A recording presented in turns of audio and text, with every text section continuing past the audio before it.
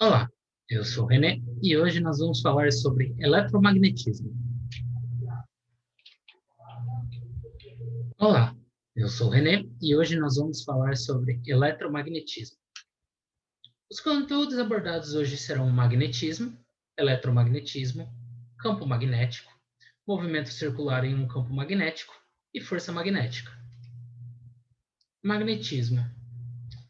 O magnetismo foi, entre aspas, descoberto pelos gregos. Já desde a antiguidade era conhecido coisas que ficaram conhecidas. Ficou um estudo que era conhecido como magnetismo. Os gregos descobriram pedras na cidade da Magnésia, que eram capazes de atrair pedaços de ferro. Essas pedras, constituídas por um óxido de ferro, são chamadas de ímãs naturais. E o magnetismo estuda a propriedade desses ímãs. Um pedaço de ferro colocado nas proximidades de um ímã natural adquire as mesmas propriedades desse ímã e acaba se tornando um ímã artificial. A atração é exercida devido aos polos dos ímãs, também conhecidos como polo sul e polo norte magnéticos. Suspendendo um ímã em forma de barra, pode-se observar que ele se orienta sempre ao longo de uma mesma direção da Terra. O polo norte do ímã aponta para a extremidade norte do planeta. Já o polo sul do ímã vai apontar para o sul geográfico. Os polos magnéticos iguais costumam se repelir, já polos magnéticos contrários se atraem. A Terra em si se comporta como um ímã. O polo norte geográfico também é um polo magnético, que atrai a extremidade norte do ímã. E o polo sul geográfico também é um polo magnético que atrai a extremidade sul do ímã. Essa atração da Terra é devido ao núcleo de ferro que nós temos no centro do planeta girando. E os polos, eles são inseparáveis. Não é possível obter polos magnéticos isolados. Não existe um monopolo magnético. Qualquer ímã apresenta no mínimo dois polos. E se a gente pegar um ímã e dividir ele em dois pedaços, a gente obtém dois outros ímãs. Agora a gente vai falar um pouco sobre eletromagnetismo. Um experimento realizado por Ørsted mostrou uma relação entre a eletricidade e o magnetismo. Ørsted verificou que uma corrente elétrica era capaz de atuar como se fosse um ímã. Ou seja, uma corrente elétrica produz efeitos considerados magnéticos. Depois desse experimento, Ørsted e vários físicos verificaram que qualquer fenômeno magnético era provocado por correntes elétricas. Então, houve a unificação das teorias da eletricidade e do magnetismo, que antes eram consideradas forças separadas. As forças não poderiam interagir entre si. E essa se tornou uma exceção, onde se originou o eletromagnetismo. O princípio básico dos fenômenos magnéticos foi considerado como a explicação como quando duas cargas elétricas estão em movimento, aparece entre elas uma força, que é denominada força magnética. Assim, a força magnética é uma força de atração entre cargas em movimento. Já a força elétrica é para cargas em repouso e também em movimento.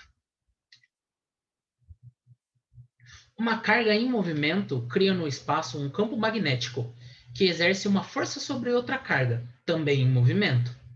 Assim, uma corrente elétrica passando por um fio cria um campo magnético ao redor desse fio. Podemos caracterizar um campo magnético em cada ponto do espaço por um vetor, que vamos considerar aqui como B. A direção é dada pela direção que uma agulha magnética se orienta naquele ponto do campo onde a gente está medindo, e o sentido é para qual ele aponta o polo norte da agulha. A gente pode determinar um valor do campo magnético por uma relação. B é igual a força sobre a carga e a velocidade multiplicado pela velocidade e o seno do ângulo θ, sendo θ o ângulo em relação à direção do vetor campo magnético.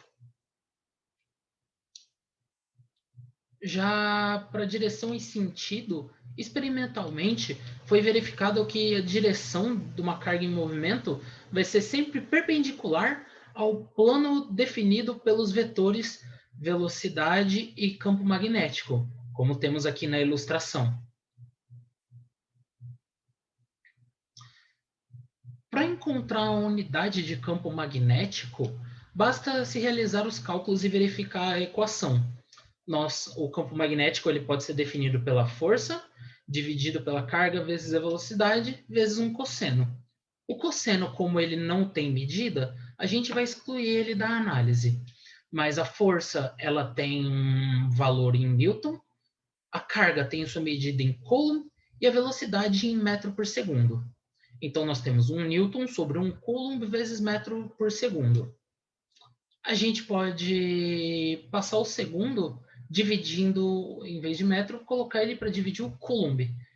E 1 Newton dividido por Coulomb por segundo vezes metro é igual a 1 Newton dividido por 1 ampere vezes metro, que é igual a 1 Tesla. Então, a medida de campo magnético vai ser 1 Tesla. Em todo campo magnético, nós podemos observar uma coisa chamada linhas de indução. As linhas de indução elas vão ser sempre tangentes ao vetor B, em qualquer ponto do campo. Nas regiões onde o campo é mais intenso, as linhas devem ser traçadas mais próximas umas das outras. As linhas de indução são sempre fechadas. Elas emergem do polo norte, penetram o polo sul e se fecham pelo interior do ímã. O vetor B ele sempre vai ter o mesmo módulo, a mesma direção e o mesmo sentido em todos os pontos. Isso quer dizer que os campos magnéticos são uniformes. Para que isso ocorra, o polo de um ímã tem que ser plano, paralelo e separado por uma distância que não seja muito grande.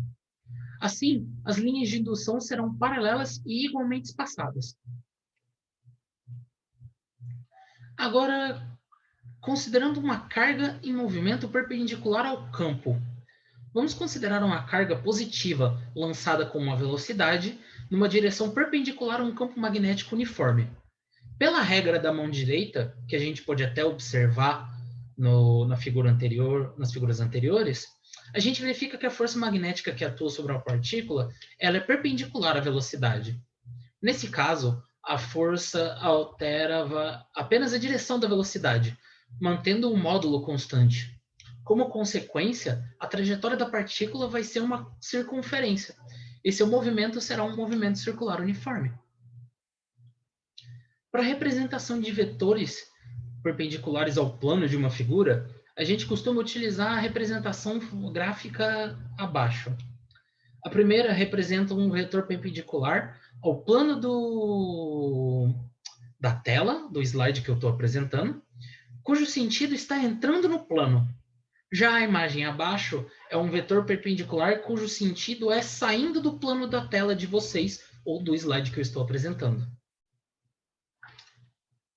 Bom, pessoal, a gente vai finalizar nossa apresentação por aqui. Eu agradeço a atenção de vocês. Tenham um bom dia.